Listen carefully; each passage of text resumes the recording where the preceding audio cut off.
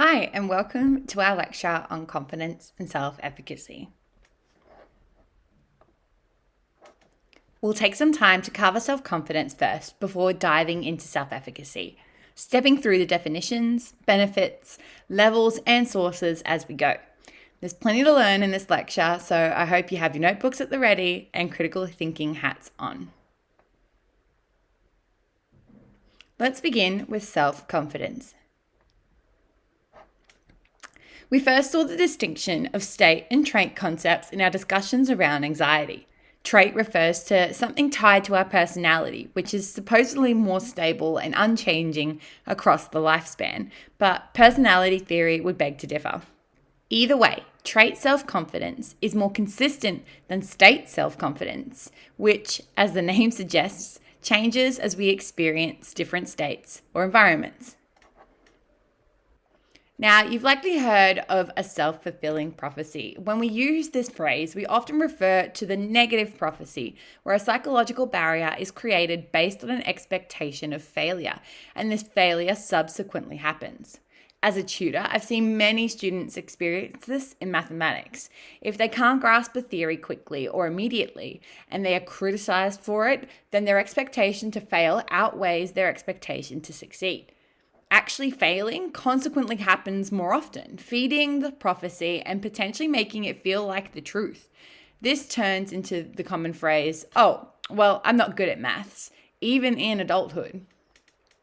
The textbook uses the story of Roger Bannister breaking the 4-minute mile barrier. Before 1954, there was an existing psychological barrier that the mile could not be run in 4 minutes. A psychological barrier actually dressed up as a physiological excuse. The body can't do it. Roger didn't believe that. He created his own self-fulfilling prophecy by breaking the 4-minute mile, and in the years to come, more than a dozen runners suddenly did so too.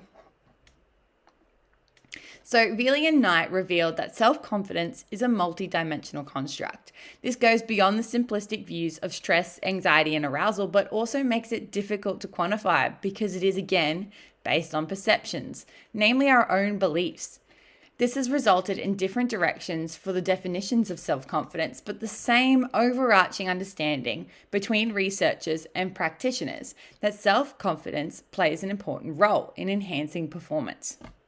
As a multidimensional construct, there are several ways we can see confidence in an athlete. In their skill execution, use of psychological skills like imagery and self-talk, use of perceptual skills like decision-making and adaptability, how physically fit or well-trained they believe they are, and how much they believe they can improve.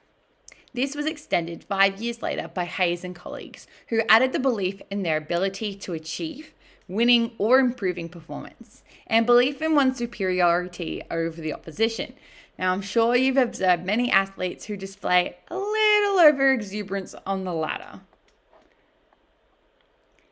There are some specific benefits of having self-confidence, which can also apply to a variety of dimensions. It can influence how we feel, our affect, by allowing us to remain calm and relaxed under pressure.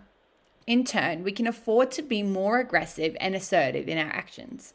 If you've been watching the tennis lately, you can often see a decline in aggression and assertion, most commonly on a second serve, where the pace of the serve can be up to 50 kilometers an hour slower just to get the ball in the court rather than to beat the opponent. This also links to the last point, where self-confidence can help you play to win by keeping you unafraid of taking risks, so you can take advantage of the competition. Self-confidence can also free your mind and allow you to focus on the task at hand. When you're lacking confidence, you start to think about how well you're doing, and that cognitive awareness of your actions is actually the opposite of what we want when performing a skillful task. When we start to worry about how well other people think we're doing, we're even further away from our expert mindset with an external focus of control. We want to keep our attentional skills on useful, productive sources of information and apply coping strategies live as we require them. You can see how self-confidence then becomes a discriminating factor for achievement motivation as well. If you are confident that you will succeed and expect that you do, that often becomes reality because we behave entirely differently when we don't believe it. This extends to having the motivation to succeed and high expectations of success, which may not always be a good thing.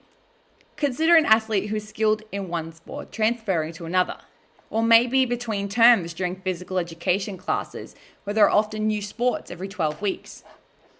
If you have experienced success in the past, and this contributes to your self-confidence, then you may approach a new situation like this with the confidence that you can, in fact, solve this new problem. But another person with high self-confidence may not pick up that skill as quickly as they want, and those increasingly high expectations of success become increasingly harder to achieve. Personally, coming from a cricket background, I thought transitioning to baseball would be a walk in the park because they map so closely together in the scheme of sports. But there are so many intricacies of each skill, each moment, each individual sport that we need to become attuned to before we achieve success, and that might be difficult to reconcile when you're used to being successful. Another direction that self-confidence has pursued is the notion of robust sport confidence. Thomas Lane and Kingston propose a slightly different definition, grounding self-confidence into the sporting experience as a set of enduring yet malleable positive beliefs that protect against the ongoing psychological and environmental challenges associated with competitive sport. Without the fancy words, they're essentially saying that confidence in sport is a moving beast, one that shifts and changes to adapt to the incredibly dynamic environmental and psychological demands of sport.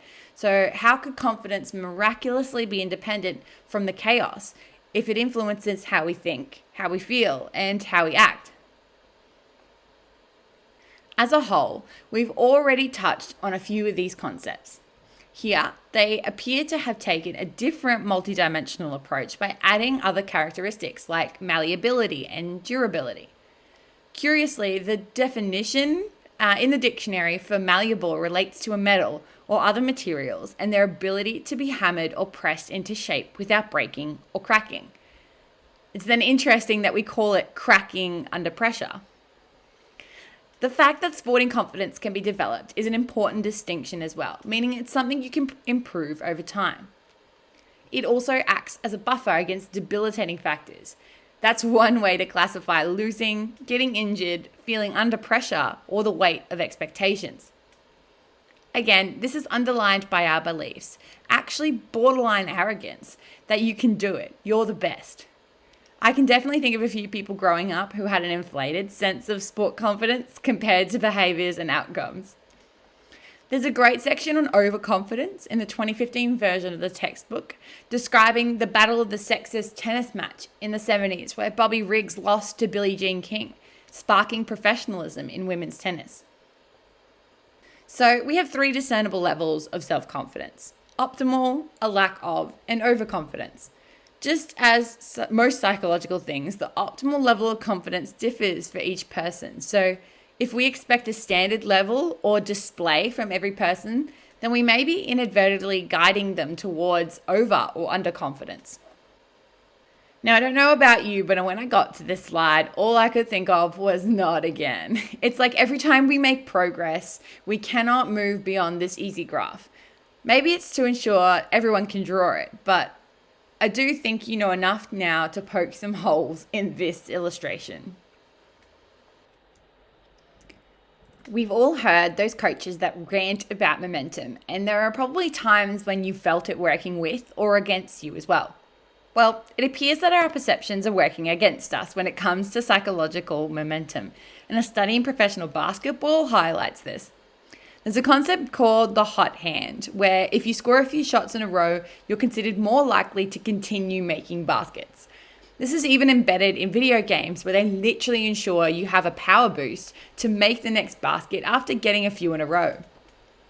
Turns out the records don't really tell the same story, and basketballers are equally likely to miss the next shot after several successful shots in a row, as they are to make it. Remember how we spoke about our appraisal of a situation influencing our perceived ability to cope? Maybe our appraisal of momentum isn't quite right. Given that self-confidence at its core is a belief that we can do something, our expectations also play a role. The example used in the textbook is a little outdated now, but highlights a great point. When paired with someone who seemed incorrectly stronger in an arm wrestle, the objectively weaker person won. In this case, the misconception beat actual physical strength. The more recent examples in making a weightlifter believe they're about to pick up less weight than they actually are. We all know what a crucial role coaches and teachers play in our development, with a classical study by Rosenthal and Jacobson on late bloomers, a summary of which can be found in the video on the next slide. This effect actually has a name. It's called the Pygmalion effect, and it's another representation of the self-fulfilling prophecy we started with. We've essentially come full circle. I won't play the video now, but I encourage you to watch it either in the slides or on YouTube using the link provided. Personally, it made me reflect on the way I coach difficult athletes and how my approach, in and of itself, can influence their confidence. So these are the stages for the possible mechanism of coaching expectations on athlete performance. There are 4, starting with what they're based on, how they influence the coach's behavior, and subsequently how those behaviors can influence athlete performance. Hence, the self-fulfilling prophecy rears up once again. Given the connection between coaching expectations and athletes' performance, there is a potential that confidence is more of an interpersonal variable than we have been giving it credit for. Think about how the interactions between various athletes, their governing bodies, their parents, and even our interaction as a student and a lecturer. Is it possible for me to instill confidence in your ability as we move through this unit? Maybe that would make a cool case study, but I promise no questionnaires. Now, speaking of being able to do things, I'm sure the name Albert Bandura is somewhat familiar to you. He defines self-efficacy as the perception of one's ability to perform a task successfully, which is situation-specific form of self-confidence. Notably, so was the robust sport confidence in terms of sport. The specificity of this self-confidence means that while you may feel very comfortable playing your favorite sport, you may not feel comfortable enough to stand at the front of the lecture theatre and give a talk like this.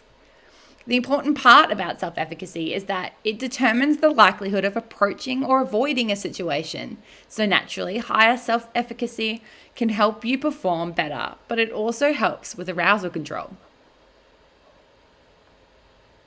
Bandura's model identifies that there are 4 major sources of self-efficacy: verbal persuasion, emotional arousal, vicarious experiences, and performance accomplishments. This was later adapted to also include physiological states and imaginal experiences as well, which we know are prevalent in other areas of psychology too. These factors play into our efficacy expectations, which in turn influence our athletic performance. Unifying our expectations and confidence was a key contribution of Bandura's work, so self-efficacy and self-confidence are often used interchangeably. In terms of performance accomplishments, our past performance is the most influential and dependable source of efficacy information. This is helpful if you are repeatedly successful, but repeated failures can result in lower expectations of efficacy. This is an important element of sports coaching and teaching, where experiencing success while learning can encourage athletes or students to persevere. One of the key considerations for modeling or vicarious experiences is that the model needs to resemble the learner. You need to feel like they are an accurate representation of yourself if you want to believe you can do it because they can. For example, if Usain Bolt came in to do a sprinting seminar and he said, just do it like this, I'm sure you'd find it a little difficult to consider yourself the same as Usain Bolt.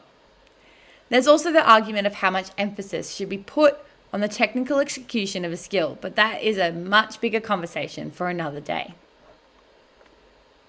Modeling to help perform a skill comes in a 4-stage process. Firstly, careful attention to the model must be given, but this can depend on the respect for the person, our interest in the task, and how well we can see or hear. Then, the observed action must be retained and committed to memory, often through mental practice techniques or analogies. For example, linking a serve in tennis to the act of actually throwing the racket. Even with the first two stages complete, learners may struggle with actually performing the movement and learning to coordinate their body for the desired outcome. How we do this varies depending on your school of thought. Some people believe that there is an optimal way to do things, that there is one technique that all people should learn and master, while others believe that there are pre-existing motor patterns stored in the brain that we learn to activate. I subscribe to a different school of thought entirely, which believes that our movements emerge from our interactions with the task at hand, the environmental demands, and who we are or what we believe we're capable of. This influences the practices we use to encourage motor reproduction, but for Bandura's model, it is recommended to teach the lead-up skills, provide optimal practice time, and consider skill progression in order to related skills. Verbal persuasion can also be referred to as social persuasion, as it features persuasive techniques from coaches, teachers, or peers to influence behavior. These comments are important to participants and can help improve self-efficacy. Having someone else believe in you may make it easier to believe in yourself. Positive comments can have a positive effect on self-efficacy and vice versa. Arousal states can also influence self-efficacy based on your perception and appraisal, whether it's considered positive or negative. Sometimes we can mistake our arousal for effort, and if you perceive you're trying too hard on a task that shouldn't take so much effort, then we might give a negative appraisal in that situation. Finally, with imaginal experiences, picturing ourselves doing well or poorly in future situations can influence our self-efficacy as well. The key to imagery is therefore imagining ourselves demonstrating mastery in a task if we want to boost our confidence, but this can be hard after accruing poor performances in the past. This is a quick summary slide of the various sources of self-efficacy and how they play a role, as we've discussed up until now. Here we have some helpful tips for effective demonstration, which often is useful for coaches or teachers. They include pointing out key skills in the game, finding an appropriate model, limiting distractions, maintaining eye contact and engagement, demonstrating from different angles, and limiting factors to attend to. It is worth noting that you may not be able to, and nor should you be expected to, demonstrate absolutely every skill you may need to teach. If we can create a learning environment which is supportive and encourages the exploration of many ways to move, athletes are often capable of self-regulating their movement until they find a way to create a functional outcome. I often start my coaching sessions by saying that my skills are not your skills and vice versa. You're capable of things that I can't even dream of attempting, so I'll not limit your abilities to what I'm capable of, but I will help you explore what your potential really looks like. As the 4 stages of effective modeling highlighted, mental rehearsal helps with retention, significant practice time should be allowed, and reinforcement of functional movements can all contribute to self-efficacy in a skill. Skill development and acquisition may occur a little differently. So in summary, Bandura's model allows us to study the effects of self-confidence in more specific circumstances such as sport performance, but also persistence and behavior. It influences which activities we choose to engage in, how much effort we put in, and how much we persist. We also need to have the requisite skills and sufficient motivation to complement our self-efficacy. People with high self-efficacy set more challenging goals, and despite being task-specific, it can generalize to other similar skills and situations. Now, remember how we said self-efficacy and self-confidence are used interchangeably? Well, Veely established a sport confidence model that grounds the concepts of self-confidence in sport, as the name suggests. The definition of sport confidence is the belief or degree of certainty which individuals possess about their ability to be successful in sport. By considering what athletes bring to the competition in terms of their trait confidence and orientation towards competition, we have a state-specific version of self-confidence which is predictive of performance. This means that an athlete who is successful at one sport transfers much of that confidence from previous success to other sporting situations.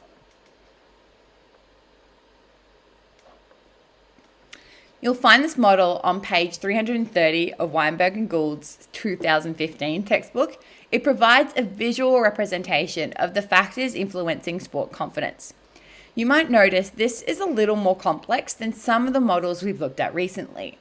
The influential factors, beginning with personalizing factors such as demographic and personality characteristics and organizational culture. The sources of self-confidence appear as three concepts: achievement, self-regulation, and social climate. Note the direction of the arrows from here. When you draw arrows in a model, you have to make sure that the direction is an accurate representation of the relationship between the factors. Here, the multi-directional arrow suggests that the sources and constructs can influence each other. The constructs in consideration are confidence in decision-making skills, physical skills and training, and resiliency. Together, this has consequences on the way we feel, affect, the way we behave, and the way we think, cognition, which, just to add to the complex soup of concepts, constantly interact with each other as well. This is a culmination of all the things we've spoken about into one pretty picture, one that has taken many years to reach. The number of multi-directional arrows recognizes that these interactions, the way they influence each other, can happen in many ways, from different directions, admitting that we are humans who work in ways that are not linear progressions and diagrams. It's a good place to start, but there are still many debates about whether we are truly capturing the full picture here. I would like to think that this is changing, but there is evidence to suggest that gender can play a role in self-confidence when the activities are perceived to be at odds with what is appropriate.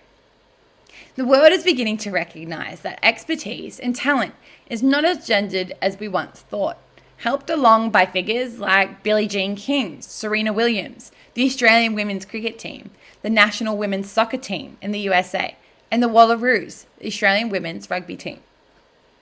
Male-appropriate activities are also finally expanding, with largely popular mixed indoor netball teams, Hugh Jackman as the ultimate triple threat in the arts, and social softball leagues. I hope there comes a day when this effect is almost unobservable. Naturally, there is a questionnaire to assess self-confidence, which uses 13 items and a 9-point scoring system. The sport confidence inventory in the textbook takes a different approach, asking the participant to attribute a percentage to how they feel underconfident, confident, and overconfident when faced with a particular scenario. I encourage you to fill that one out and see how you go. Building self-confidence is not just simply more self-belief. It also includes not fearing failure, which we can manipulate by reducing the negative consequences of failure, questioning the anticipated negative consequences, and viewing failure as a brief stage passed on the route to success. We can bolster self-belief by controlling self-talk, recognizing and remembering successful moments, using strong imagery, preparing thoroughly, and achieving daily goals or even long-term goals. This outline highlights confidence-building activities that athletes and coaches believe in, according to Myers, Vargas, Tonsing, and Feltz, 2005, and Gould et al. In 1989. In summary, we want to maintain a highly positive, pre-competitive environment and maintain reasonably high expectations of all participants. Goals should be realistic but challenging in the short term and long term, with lots of contingent positive feedback to reinforce desired behaviors and processes. A well-structured environment should provide athletes with early success and ensure athletes know when they are doing the right thing, or as I prefer, the word functional, when they're doing the functional thing. In terms of things to avoid, and I hope these are quite obvious or at least self-explanatory, are sarcasm and put-downs, belittling by teammates or group members, and criticism for making mistakes, inconsequential errors, or personal factors and circumstances. Thank you for listening, and I hope this lecture helps you understand the scope of self-efficacy and self-confidence in sport.